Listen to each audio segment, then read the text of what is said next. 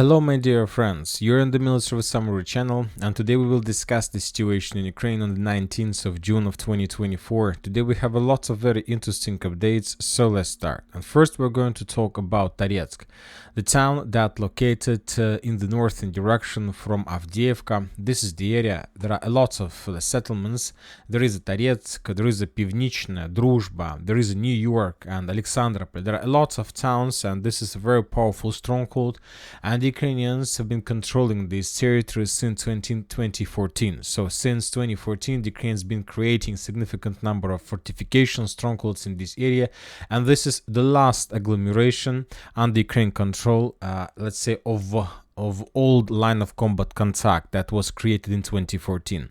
During the special military operation, the Russians captured Avdiivka, the Russians are about to capture Krasnogorovka, many other towns and settlements, and Toretsk agglomeration is the final point. And yesterday in the evening, we started receiving reports that the Russians began bombing this territory. The Russians began something like artillery preparation, according to pro-Ukrainian sources and pro-Russian sources. But as for 19th of June, as for evening of 19th of June, we still haven't received even a single video confirming any Russian progress in this area. We have just few updates, and when talking about official statements, there was a report by the Ministry of Defense of Russian Federation. They stated that units of the group of forces center improved their tactical situation and inflicted losses on formations of the 27th, 110th, 144th, and 110th Territory Defense Brigade near Novgorodska, Yevgenivka, Umanska, Vozdvizhenka, Kamyshevacha, and the town of Toretsk. So there was a report about some attack, but there were no reports or any videos confirming additional Russian progress. Now let's talk about mappers, about different updates, and the first update we received is the deep state map. The deep state mappers, they shown us some additional progress of the armed forces of Russian Federation, and according to this information, the Russians began their offensive, started their offensive from Mayorsk, and as a result of that attack, the Russians entered the first buildings of the village of Pivchine. So we don't know for sure whether the Russians managed to improve their positions during the day or not, or maybe that attack, that post made by the Ukrainian sources was just a fake post. And the main purpose of that post was to show some Russian offensive, and during the next few days, the Ukrainians will heroically repel Russian attacks and restore their positions, and they will show some media victory. Currently, we don't know for sure. We need additional information and more updates to make some more or less strong conclusions. Some Russian sources reported that there were attempts to attack from the southern part, and according to some Russian sources, as a result of attacks that took place yesterday, the Russians also managed to establish complete control over this injection of roads.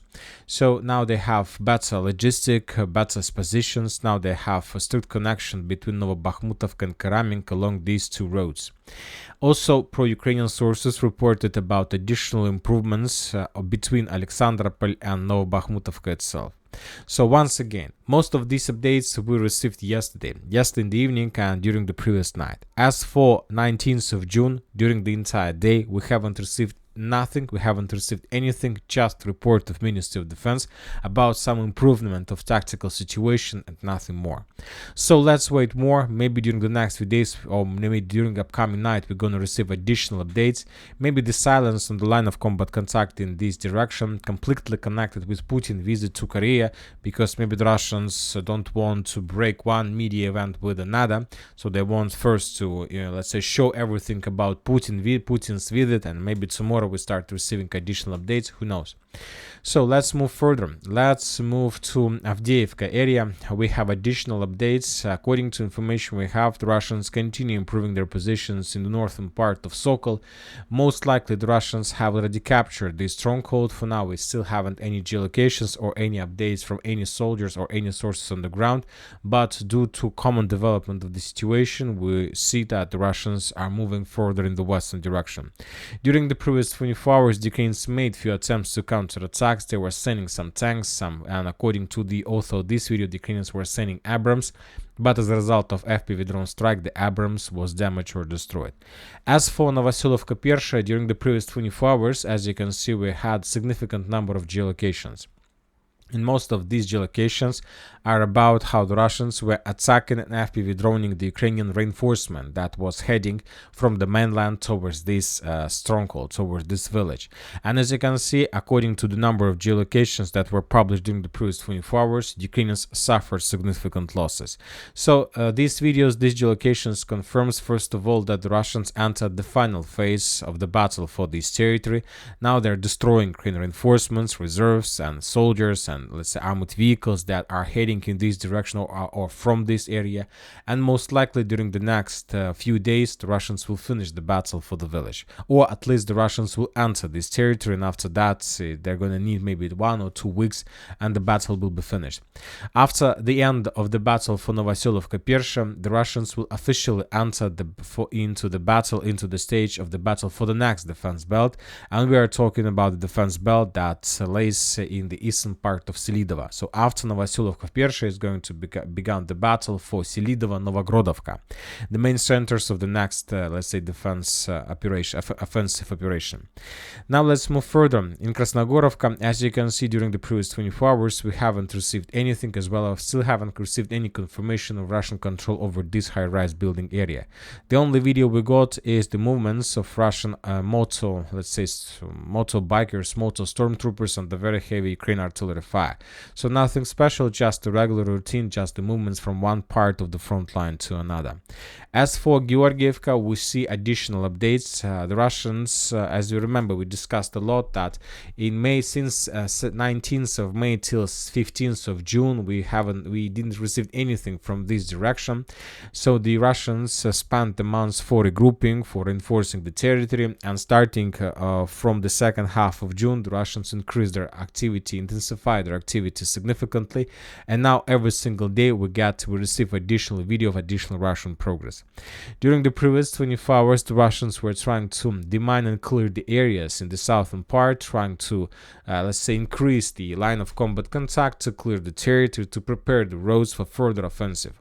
Of course, this is a very difficult and very long process, because always when the Russians need to clear the fields, to clear the tree lines, they are always under very heavy attack from the Ukrainian FPV drones. And sometimes the Russians lose their, let's say, engineering equipment, which is very unique and very rare on the line of combat contact. And this is basically the primary target always for the Ukrainian FPV drones.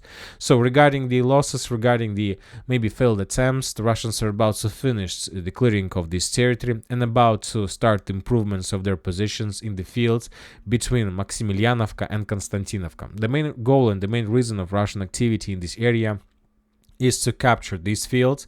So this is like the the first goal, the first stage of this operation, to improve their positions, to capture as many as possible villages, and to continue creation of Konstantinovka artillery pocket.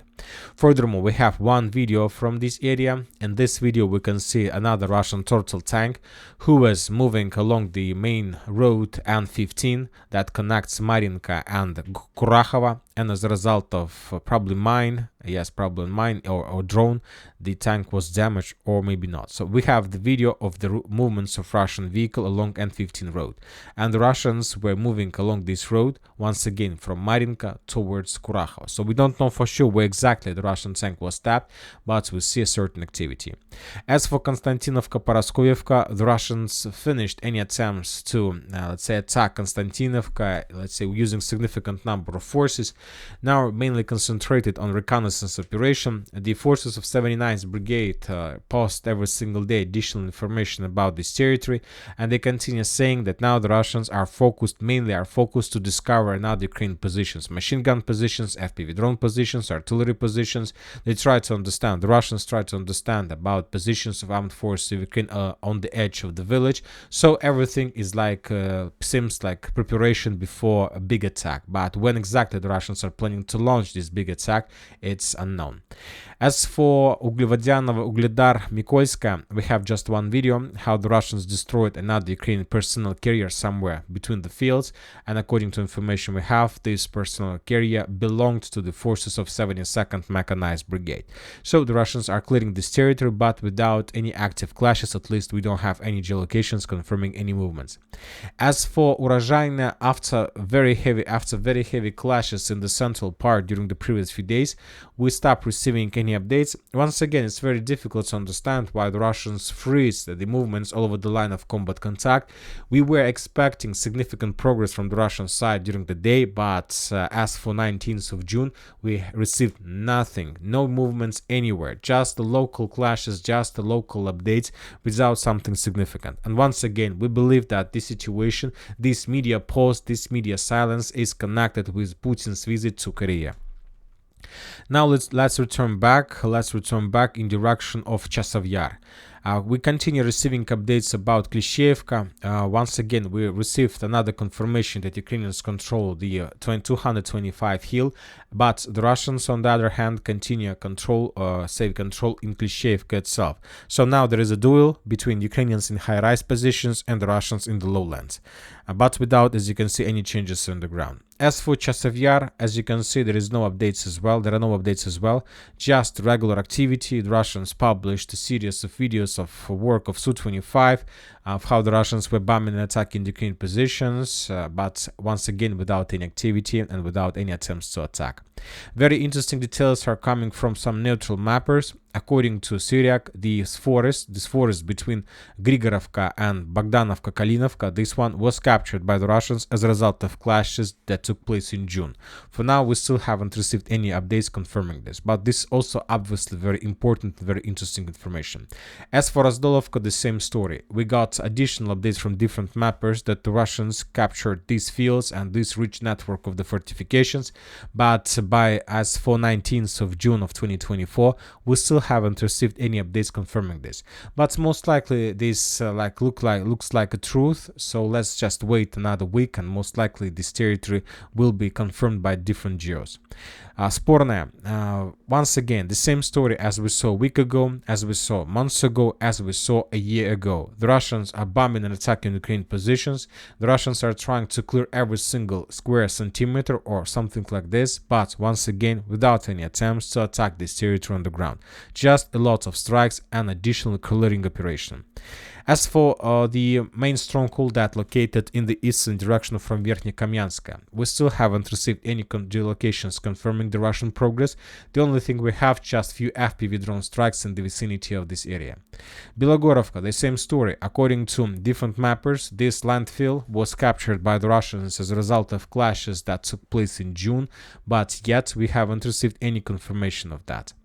Now let's move to Tarskoye, to Kupiansk direction. We have a lot of updates. Right before we start making the video, the Russian sources published the video how they managed to destroy the dam that located in the vicinity of Barova. Some sources reported that this dam was destroyed. We got few updates during the previous days that the Russians attacked this bridge with few Iskanders, and that the bridge was destroyed. And we continue receiving all these updates about Barova due to the information that was published by Deep State yesterday about possible Russian offensive that is going to take place in the very near future. Maybe the entire silence along the line of combat contact during the previous 24 hours means that the Russians, it's like something like a silence before a storm, and maybe in a day or in a two, or by the time Putin returned back from Korea, probably he's going to have some, I don't know how to say, he's going to have some obligations from Korea. Maybe Korea promised today Putin to give additional artillery shells, artillery rounds for another offensive operation, because we know that this country has significant number of artillery rounds, because without any artillery rounds, because without superiority in artillery, you can't conclude any successful offensive operation.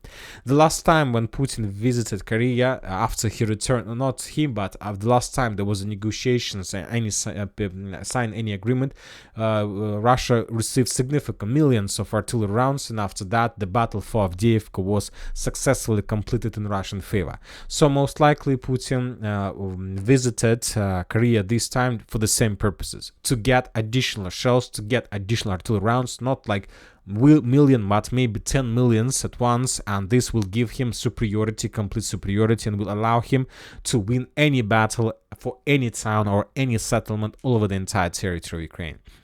Also, we have reports that, according to information we have, the Ukrainians tried to counterattack the Russians in Novoyegorovka, but all those attacks were repelled by the Russians. As for Peshana. Today, some Russian sources, we can call them less very reliable, more or less, or maybe not so reliable, reported about the fact that Peshana is already in the gray zone. As a result of Russian offensive, the Ukrainians were forced to fall back. We have additional updates in the vicinity of Liman Perwy without any confirmations. According to different mappers, this part of Liman Perszy was also captured by the Russians. As for Kupiansk direction, the clashes are very heavy in this area, and today we start receiving updates about Ukraine attempts to counterattack in direction of Staritsa. We don't have video of these movements, of these attacks, but according to Ukrainian sources, they published the video of movements of Ukrainian soldiers between these streets and the buildings, which confirms probably that this territory was recaptured by the Ukrainians. As for Volchansk, also another day without any changes on the ground. The clashes for the citadel without any changes.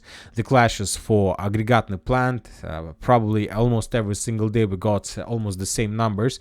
The Russians control either 60% or 80% of industrial zone, but without any geolocations or any confirmations. Maybe tomorrow we're going to receive additional updates.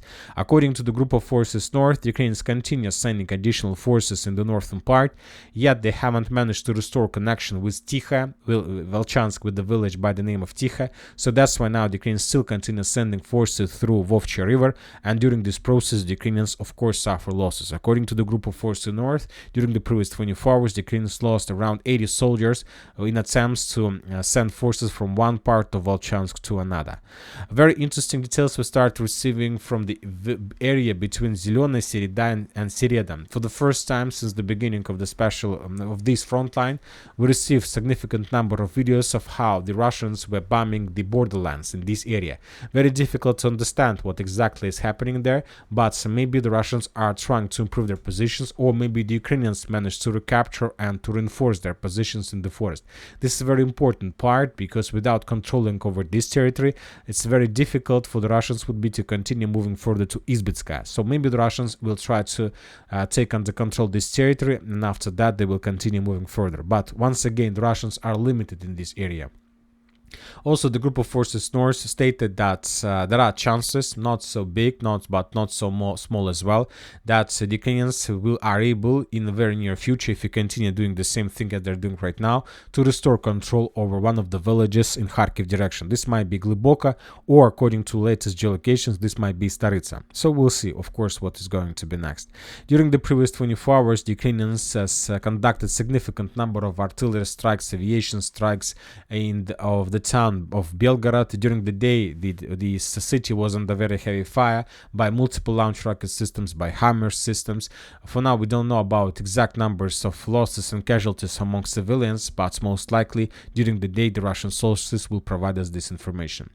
And that's it for today. Military Summary channel reminds you can condemn any violence in the world. Thank you for watching. Subscribe to my channel, put your likes, share my Patreon, and have a good day. Bye bye.